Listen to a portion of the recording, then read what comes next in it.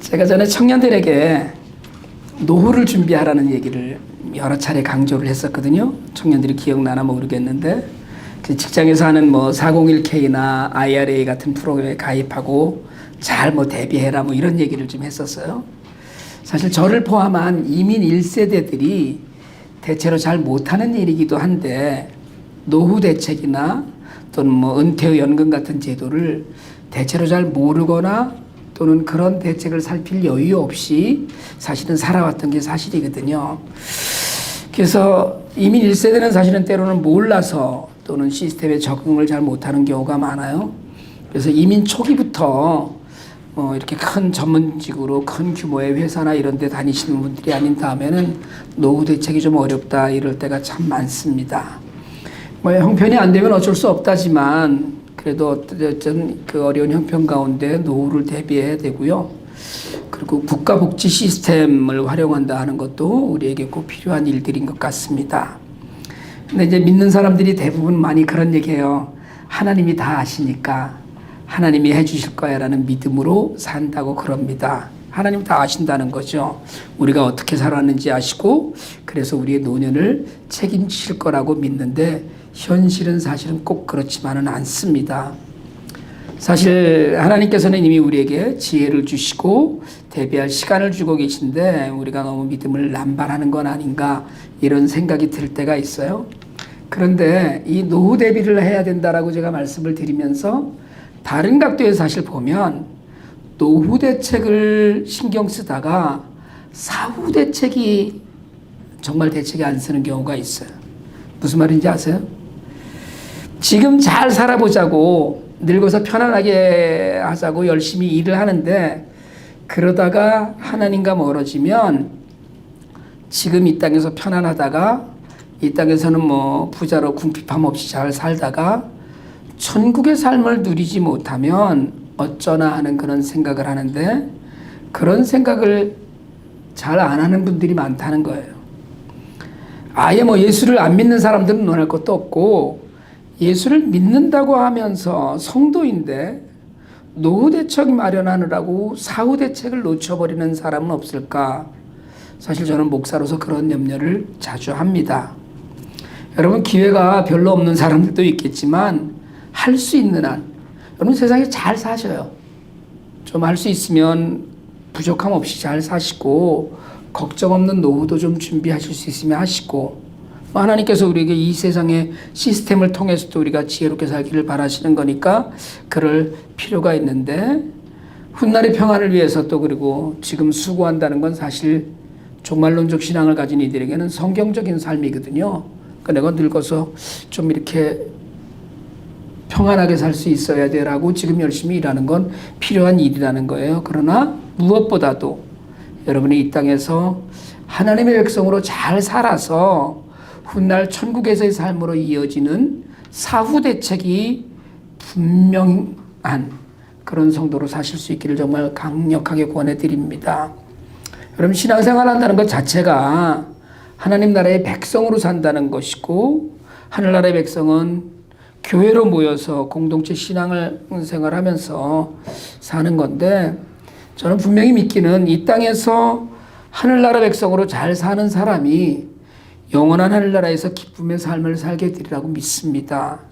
그리고 하늘나라 또 하나님 나라를 산다는 건 하늘나라의 법 또 그리고 하나님의 통치 아래에 산다는 건데요. 그 법을 잘 지키고 살아야죠. 그 법을 잘 지키고 사는 삶을 우리가 신앙생활이라고 하는데 이 신앙생활을 잘 하는 사람은 교회를 벗어나기가 어렵습니다. 교회를 벗어나서는 신앙생활이 잘 될 수가 없어요. 말씀을 배우고 말씀을 따라서 사는 삶을 훈련하는 그 모든 것이 교회를 통해서 이루어지는데 그 말씀을 우리가 말씀이라고 하는 그 말씀을 다른 말로 하나님의 법이라고 할 수 있고 그것이 교회를 통해서 학습되고 훈련되고 그리고 여러 지체와 함께 격려하면서 지켜가게 됩니다. 이 교회가 어쩌면 사후 대책의 중심점이 되어야 된다는 얘기거든요. 지난주에 에베소 교회 이야기를 시작으로 예수님께서 소아시아 7교회를 향하신 말씀을 지금 우리가 살펴보고 있는데 우리가 소아시아 7교회의 지도를 좀 살펴보고 이 참고가 되실 텐데요. 터키 남서부 지역에 몰려 있죠. 사실은 소아시아 7교회가. 그리고 사실은 모든 교회들이 다 무너진 폐허 유적으로 남아 있어요. 그런데 오늘 우리가 이야기할 서머나 교회만 이즈미르라는 항구 도시거든요. 이게 데살로니가는 제가 갔을 때 부산같이 느꼈는데 이즈미르는 조금 낙후된 항구 도시입니다. 이곳에 폴리캅 기념교회라는 교회가 있는데 그 자리가 서머나 교회다 이렇게 이야기해요. 1620년도에 지었는데 지금 터키로 이야기하면 이즈미르가 이렇게 그냥 대략 위치를 보시면 아실 거고요. 그리고 이번에 지진난 가지안테프하고는 굉장히 멀리 떨어져 있는 곳입니다. 그러니까 이건 지중해 쪽 바다에 그렇게 있는 그런 도시에 있는 것 중에 하나가 서머나 교회입니다. 사실은 이게 보시면 소아시아 7교회와 터키 지도인데 제가 벌써 한 21년 전이었거든요. 그리스 터키 지역으로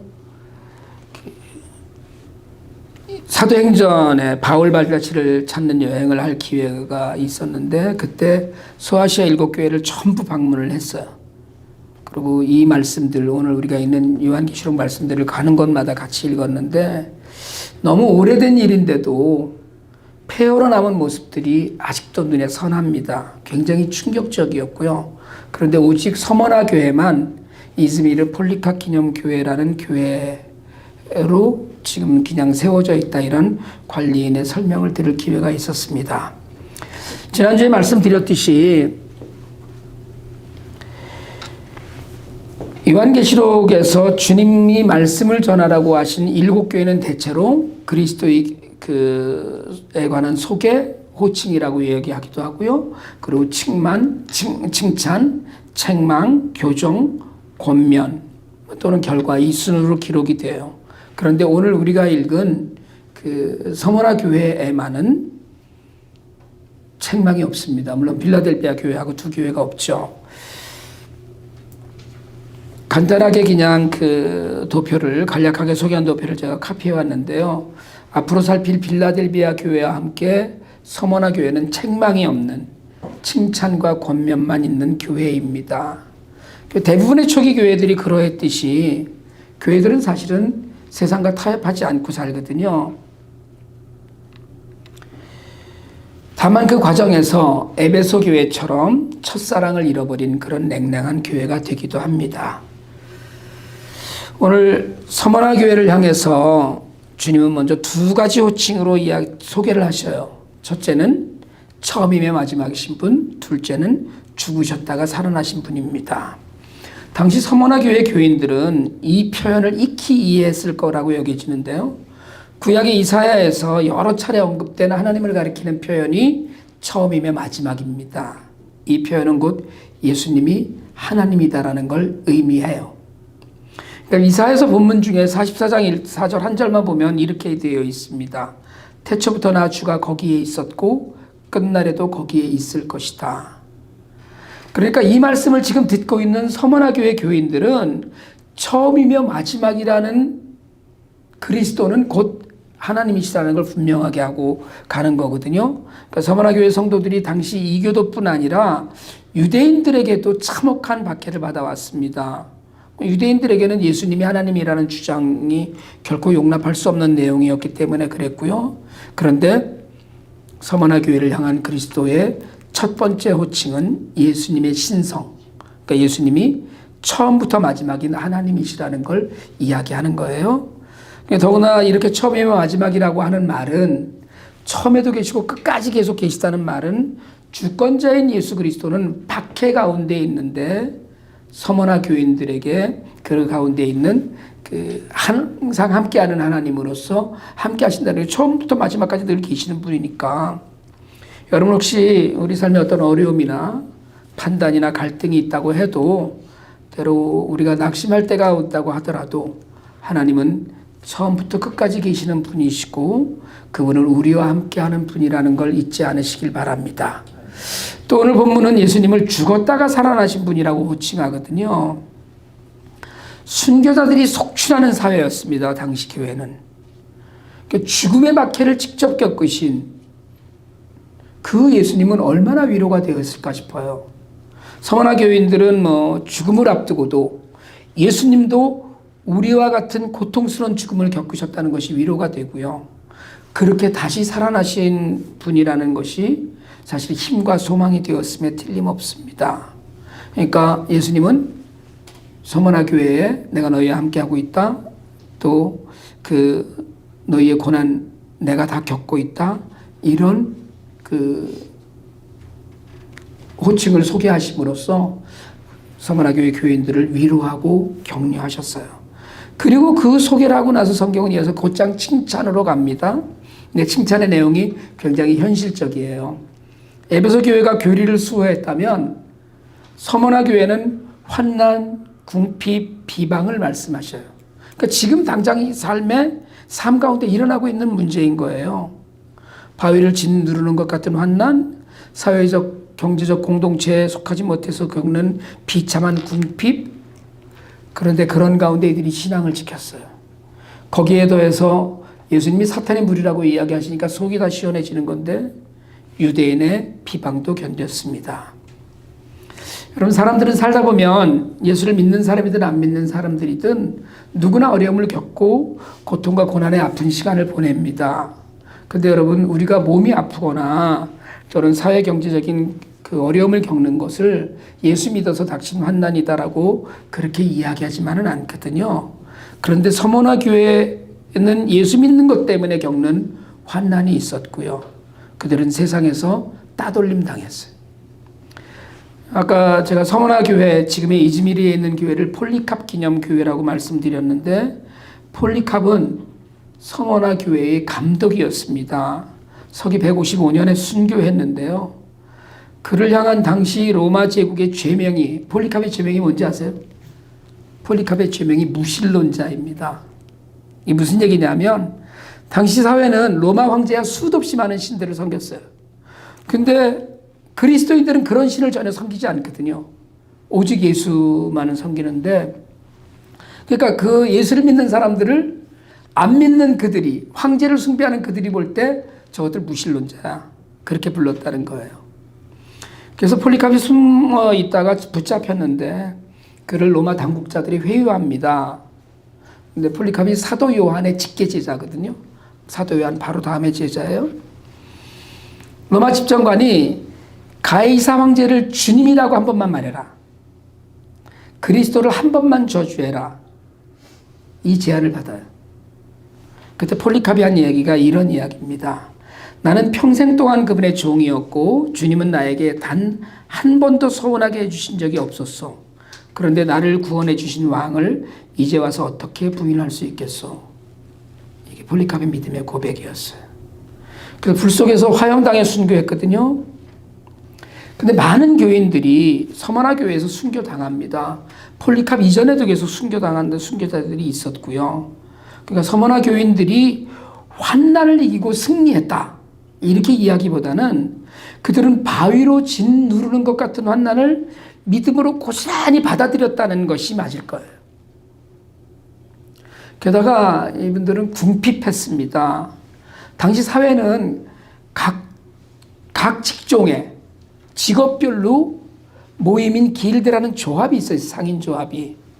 그 조합에 끼어야 물건을 팔거나 사거나 뭘 만들거나 만들어서 팔거나 할 수 있었는데, 기독교인들은 그런 공동체에 발을 들여놓을 수가 없었어요. 예수를 믿기 때문에, 그들만대로 황제를 섬기지 않는 무신론자들이기 때문에 그런 조직에 가입을 못했는데, 그러니까 농사를 지어도 기독교인들이 수확한 농산물은 사지 않는 거예요. 왜냐하면 농업의 여신을 숭배하지 않고 수확한 농산물이기 때문에 빨리 상할 거라는 등 이런 그 선입견을 갖고 사지 않았습니다. 그러니까 예수를 믿기 때문에 당하는 경제적 고통이에요. 굶주림이 일상이었을 것이고 어린아이에서부터 노인에까지 핍절했을 겁니다.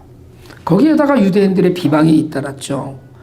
악으로 악의적으로 거짓말을 일삼고 사람들에게 참담한 모략을 일삼았어요. 이런 서머나 교인들에게 이런 일들에 대해 칭찬하시면서 주님은 아무런 책망도 하지 않으셨어요. 여러분, 책망할 게 없었죠. 우리 고난당하면서도 믿고 사는데, 우리 가끔 그런 얘기 하잖아요. 여러분, 북한에 있는 지하교회 교인이 남한에 있는 교인들보다 훨씬 하나님 앞에서 칭찬받을 거다라는 이야기, 우리 사실 그렇지 않겠어요? 서머나 교인들이 그랬어요. 그들은 영적으로 굉장히 건강했고요. 삶이 고단하고 경제적 궁핍으로 밥을 굶기가 일상이었을 그들은 비록 남루하고 누추한 삶을 살았지만 주님께 인정받고 칭찬받았어요. 그런데 주님께서 이처럼 어렵고 가난한 이들에게 너희는 부유하다라고 이야기하셔요. 쫄쫄 굶고 있는데 괜찮아, 잘하고 있어, 뭐 이런 거 아니에요. 여러분, 그들의 부여는 이 땅의 부여이고 천국의 부여인 거거든요. 지금 그들은 굶주림에 시달릴지언정 그들 안에 영적인 부여는 결국 천국으로 이어질 것이고, 그들은 무엇으로도 위로할 수 없는 큰 위로와 기쁨을 맛보게 될 것입니다. 여러분, 우리가 물질적으로 좀 어려울 때 우리 그런 말 있잖아요. 왜 영화 대사 중에 우리가 무슨 돈이 없지 가오가 없냐 뭐 이런 얘기 하잖아요. 환난과 궁핍 가운데서도 주님은 결코 성도가 가난하다고 하지 않으셨어. 부유함과 가난함은 이 땅의 물질적 풍부함으로 결정되지 않고 영적 부유함으로 판단되는 일이에요. 그래서 서머나 교인들은 육신적으로는 굶주렸지만 영적으로 부유하다는 말씀을 들었습니다. 그리고 이 모든 사항을 주님이 알고 계셔요. 알고 계셨어요. 여러분, 세상이 우리를 알아주는 일도 중요합니다. 그래야죠. 그러나 더 중요한 건 하나님이 아시는 거예요. 세상은 좀 몰라줘도 하나님 아시면 됩니다. 세상이 우리를 어떻게 판단하든지 하나님 판단이 먼저거든요. 물론 우리는 세상에서도 인정받아야 돼요. 세상 사람들에게도 우리는 우리가 예수 믿는 사람임을, 정말 우리가 예수 닮은 사람임을 인정받아야 합니다. 하지만 하나님께서 먼저 알아주셔야 돼요. 서머나 교인들에게 더 큰 위로가 된 것은 그 모든 상황을 하나님께서, 주님께서 아신다는 거예요. 하나님이 알아주신다는 거예요. 세상은 그들을 박해하고, 세상은 그들을 못살게 굴고 비방하고 모략해도 하나님이 알아주셔서 다 되는 거예요. 이길 수 있는 힘이 된 거예요. 아버지 아시는데 뭐 굶어도, 혹시 죽어도 순교해도 하나님이 아시니까 됐다는 거예요. 여러분, 저는 다른 사람들이 관심 없는 일도, 아무도 관심 두지 않는 일도 하나님은 보고 계신다는 생각으로 뭘 하든지 해야 된다고 믿습니다.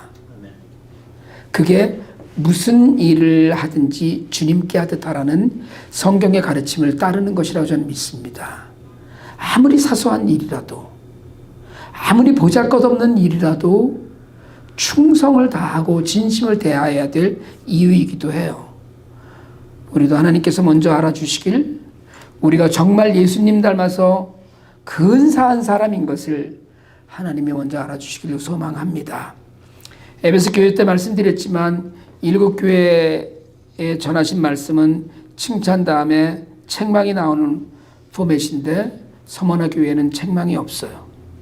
형편이 어려웠지만 믿음에 신실했고 적어도 하나님 앞에서 부르심대로 살았어요. 그래서 그들은 책망받지 않고 대신에 권면과 격려를 받는데, 그렇게 신실한 그들이 아직도 당할 고난이 남아있어요. 그래서 그 당할 고난과 그 고난을 통과한 후에 약속을 말씀하십니다. 10절을 제가 다시 한번 읽겠습니다. 내가 장차 받을 고난을 두려워하지 말아라. 보아라, 악마가 너희를 시험하여 넘어뜨리려고 너희 가운데서 몇 사람을 감옥에다 집어넣으려고 한다. 너희는 열흘 동안 환난을 당할 것이다. 죽도록 충성하여라. 그리하면 내가 생명의 면류관을 너에게 주겠다. 지금도 환난인데, 지금도 궁핍이고 지금도 비방받고 있는데 하나님께서는 장차 받을 고난을 두려워하지 말고 죽도록 충성하면 생명의 면류관을 주겠다고 약속하셔요. 그냥 주시지, 지금도 힘든데 또 고난이 온다는 거잖아요. 그런데 그 박해와 고난은 10일 동안이라는, 10일을 정확하게 10일 10days로만 볼 건 아니지만 어쨌든 일정한, 그리고 결코 길지 않은 기간 동안에 있을 것이고, 버티고 버티다 보면 생명의 면류관을 쓸 날이 올 것이라는 말씀이에요. 여러분, 신앙은 버티는 거라는 거 혹시 아세요? 신앙은 버티는 것이다. 처음 들어보세요? 그럼 신앙은 버티는 겁니다. 하나님은 눈에 보이지 않으시고 하나님 나라는 갈피를 못 잡고 있고 세상은 하나님이 안 계신 것 같은 오늘날이지만 그래도 꾹 참고 그리고 믿음을 버티고 지고 있고 가는 것이 신앙이에요. 믿음은 내 생각을 따라서 흔들리고 세상 물결에 춤추는 게 아니라 우직하게 말씀을 붙들고 버티는 겁니다. 여러분, 믿으면서 의심하고 질문하는 건 이상한 일이 아니거든요. 그러나 버티지 못하는 신앙은 결국 무너지고 말아요. 버틸 힘이 없으면 신앙생활 할 수 없습니다. 좀 어려워도 버티는 힘이 있을 때 죽도록 충성할 수 있고 생명의 면류관을 약속받아요. 그리고 마침내 주님께서는 다시 이기는 자들에게 둘째 사망의 해를 받지 않을 것이라는 확답을 주십니다. 여러분, 사람이 2번 죽는 건 아십니까? 우리가 두 번 죽는 건 아세요? 육신이 죽어서 숨을 거둘 때가 첫 번째라면 둘째 죽음은 영원한 멸망을 의미해요. 곧 버티고 생명의 면류관을 받기까지 이기면 둘째 사망, 2번째 죽는 영원한 멸망이 아니라 영원한 생명을 약속받는다는 것. 이게 오늘 주님의 약속이에요. 오늘 설교 제목은 알고 계신 하나님입니다. 하나님께서는 처음이자 마지막이시고요. 내 모든 일거수일투족을 나와 함께 하시면서 그분이 아셔요. 처음부터 끝까지 계신 분은 내 생의 처음부터 마지막까지를 꿰뚫고 계십니다. 그래서 서머나 교인들은 그 어려움을 상세히 아시는 주님 때문에 힘을 내고, 주님은 심지어 유대인들이 사탄의 무리라고 악마가 시험할 거라고까지 주님이 알고 계셔요. 그분 죽었다가 살아나셔서 우리가 믿음에서 버티고 이기면 생명의 면류관을 쓰고 끝까지 2번째 사망인 영벌로 우리가 이어지지 않을 것이라고 하셨습니다. 십자가 죽음도 부활도 다 주님이 몸으로 겪으신 일이기에 서머나 교인들은 이 말씀에 큰 힘과 위로를 얻었을 거예요. 그리고 오늘 결코 예수 믿기 때문에 오는 환난도 없고 예수님 때문에 가난하지도 않은 우리에게 우리의 모든 것을 아시는 하나님께서 끝까지 믿음을 잘 지키라고, 그래서 생명의 면류관을 쓰고 영원한 천국에서 영원한 삶을 살자고 말씀하시는 것입니다. 저 내일 IT에 가거든요.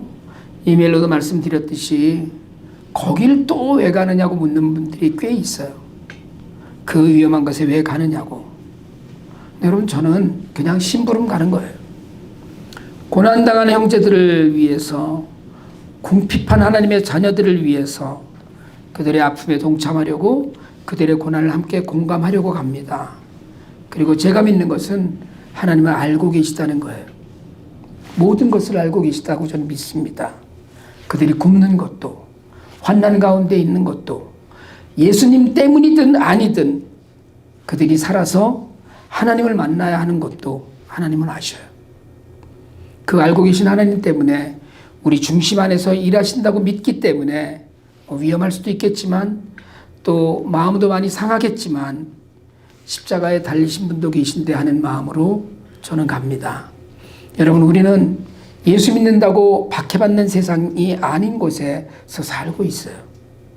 하지만 우리는 여전히 죄와 힘겨운 삶을 싸우면서 삽니다. 이제 다른 이들이 아픔에도 공감하면서 내 신앙을 올곧게 지키기 위해서 모든 것을 아시는 하나님 한 분만 의지하며 사시기 바랍니다. 모든 것을 아시는 하나님께서 그 약속하신 생명의 면류관과 둘째 사망의 해를 받지 않는 기쁨을 우리 모두가 함께 온전히 누리게 되기를 주님의 이름으로 축복합니다. 기도드리겠습니다.